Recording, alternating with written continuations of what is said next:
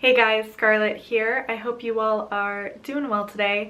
So today we are going to be talking about Wicca and traditional witchcraft.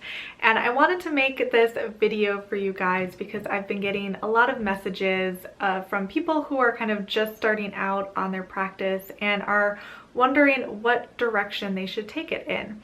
And the path of Wicca and the path of traditional witchcraft tend to be two of the more popular options for those looking to kind of explore witchcraft in general.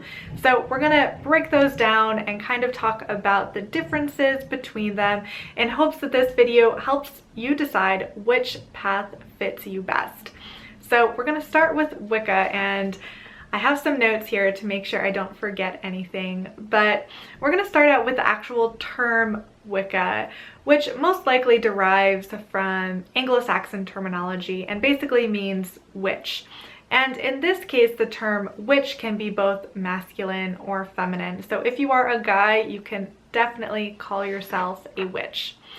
And the usage of the term Wicca became repopularized in around 1950 by Gerald Gardner, who is credited with really kind of upstarting the branch known as Gardnerian Wicca.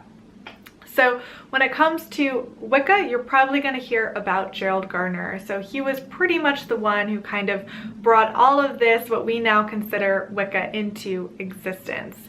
And Wicca, you can think of it as being inspired by pre-Christian traditions and rituals and things like that, but it's really not a direct link. So when you are doing a Wiccan ritual, you are not exactly doing the same ritual that the Druids might have done, for example. But with Gerald Gardner, he kind of looked towards the past as inspiration for the creation of Wicca, which nowadays is pretty much considered a religion itself. And it's a religion that's recognized by the US government even. So with Wicca, there's many different branches, and some are Gardnerian Wicca, another is Alexandrian Wicca. And then you also have this third bigger group that are the, I guess, kind of solitary practitioners.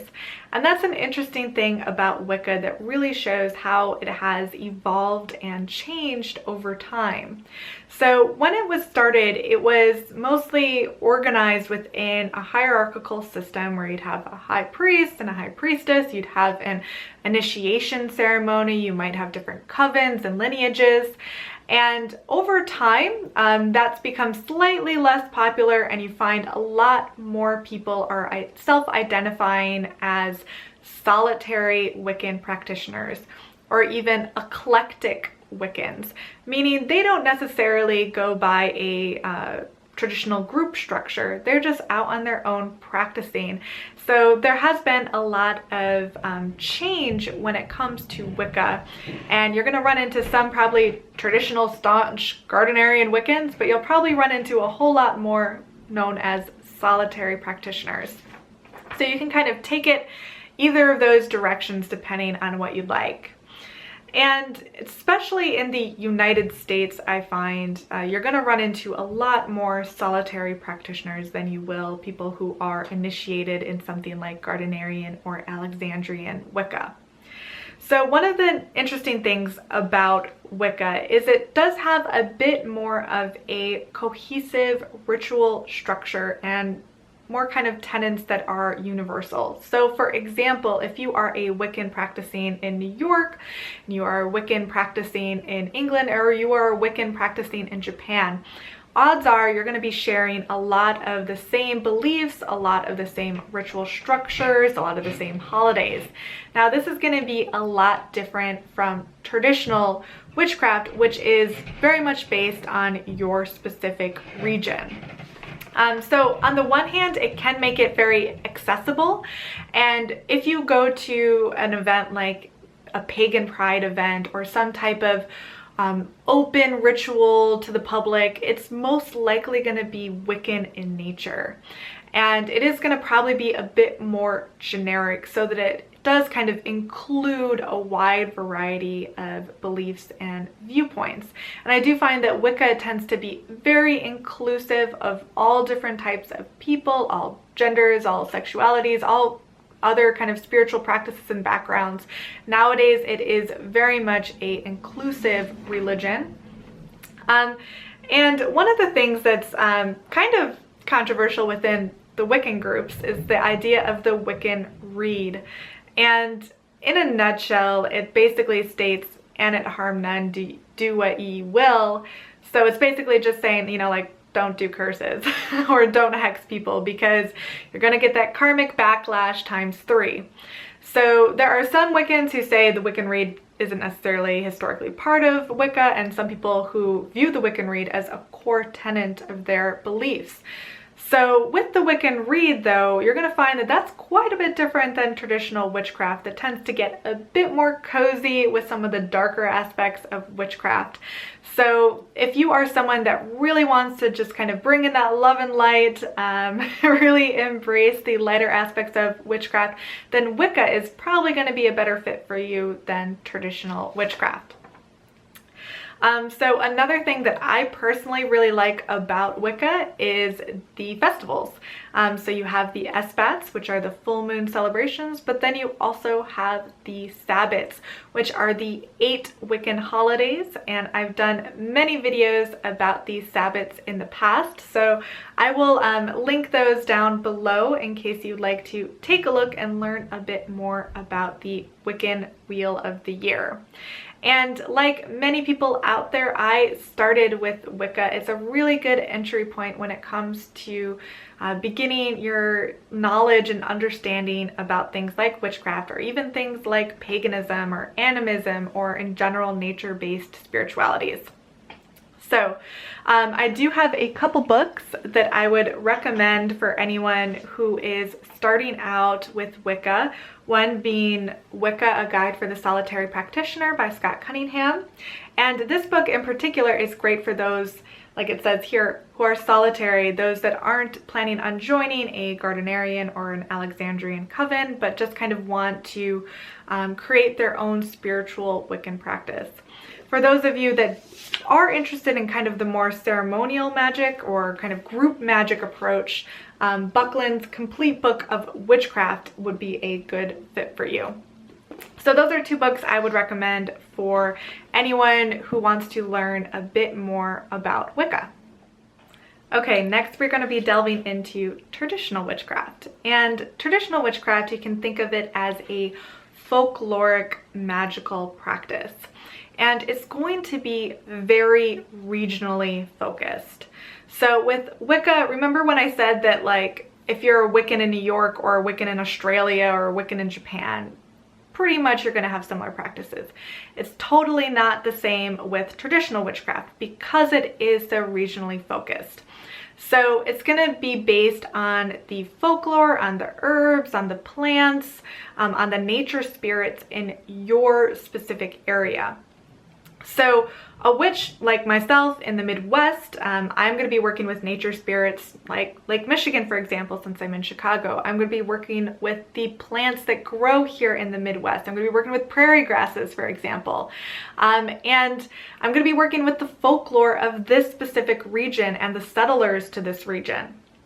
Now, that's going to be very different from someone in Britain. It's going to be very different from someone who might be practicing in Australia.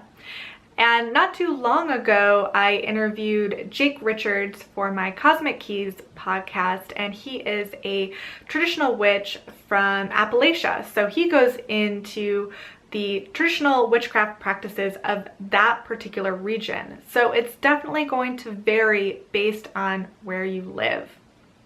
And you can think of traditional witchcraft as kind of being a form or including animism. It definitely has a lot of respect for nature, though traditional witches can actually have a couple different faiths. So Wicca is kind of a religion in of its own, whereas traditional witchcraft isn't necessarily a religious practice. It's more of the doing, more of the active component of witchcraft. So you can be a pagan traditional witch. That's probably what I would describe myself as, though you can definitely be an agnostic traditional witch. You can even be a Christian traditional witch. So you can really come from many different religions or spiritual systems and still incorporate traditional witchcraft. So that makes it a bit different than with Wicca. So one of the things about traditional witchcraft, because it is predominantly based on folklore, you're definitely going to see a lot of references to the horned one, which might even be called the devil in certain instances. So this isn't quite the same as the Christianized concept of the devil. Here it represents that kind of wild or darker energies of the forest, for example, even the forces of sexuality and things like that. And it's something that, you know, might make some people a little squeamish, in which case traditional witchcraft may not be for them, and they might be way more comfortable with Wicca, which is fine. Though with traditional witchcraft, it does kind of make you separate your understanding from any type of previous religious indoctrination that you might have had, and try and force yourself to look at the world in not so much of a good versus evil, white or black, but more of a morally gray space. Because it is so nature focused, you're looking at both the beauty and the cruelty of nature and trying to understand both of those so that you can have a full spectrum understanding of the universe. So I do go into that more detail in a previous video titled "Do Witches Believe in the Devil?" So definitely check that out if you want to hear more about that. So traditional witchcraft is really kind of a practice of occultism, and it includes a wide variety of things such as divination, spell casting, spirit communication, potentially even demonology. It's this huge spectrum, and a lot of these things can also be included in Wicca as well. So one thing too, when it comes to that kind of what I was saying earlier about it being kind of a spectrum of morality, so there's no Wiccan read at all with traditional witchcraft. Traditional witchcraft kind of treats you as the individual and implores you to make up your own decisions when it comes to morality. So there are going to be some traditional witches that don't shy away from things like hexing or cursing, and there are going to be some that choose to rather not, versus Wicca, which is a bit more system that's not going to be as comfortable with something like cursing. Traditional witchcraft understands that a lot of the historical accounts of witchcraft were in fact curses or repelling curses. So that is going to be a part of the practice. That doesn't mean you need to do that, but you do need to be a bit comfortable with that history. And another interesting thing about traditional witchcraft, which can make it a bit tricky, is there's definitely not as much written about it as you will find with Wicca. If you go to any bookstore, you're probably going to find a few books on Wicca. Now, traditional witchcraft has recently seen a bit of a resurgence in the past decade or so, but you are still going to need to work a little bit harder to do your research here. And the majority of stuff is written about British traditional witchcraft, which is great, but of course, if you are like me, I'm an American, that means I'm gonna have to kind of figure things out on my own because it's meant to be regionally focused. So I do have a few books though I would recommend. I have Treading the Mill, Workings in Traditional Witchcraft by Nigel Pearson, and I have Traditional Witchcraft, A Cornish Book of Ways by Gemma Gary. So I would recommend checking these two books out, but with keeping in mind that if you do want to go the path of traditional witchcraft, you're going to be focused predominantly on looking into the folklore and the herbs and the magical practices in your specific area. So in a way, you're kind of writing your own book on what traditional witchcraft is, which can be fun or can be intimidating depending on where you want to go with this. So I hope you enjoyed this video. I wanted to keep it pretty short and sweet and just kind of explore some of the kind of main tenets and ideas of Wicca and traditional witchcraft. And definitely comment below. I like to hear which path appeals more to you. If you are more comfortable with Wicca, or if you're wanting to go down the traditional witchcraft path, I'd love to hear your thoughts and ideas. And if you do have a second to spare, I would love if you could subscribe and like this video. That does really help me out a lot and ensures that I can keep on making these weekly videos for you guys. So I will talk to you all later. Bye.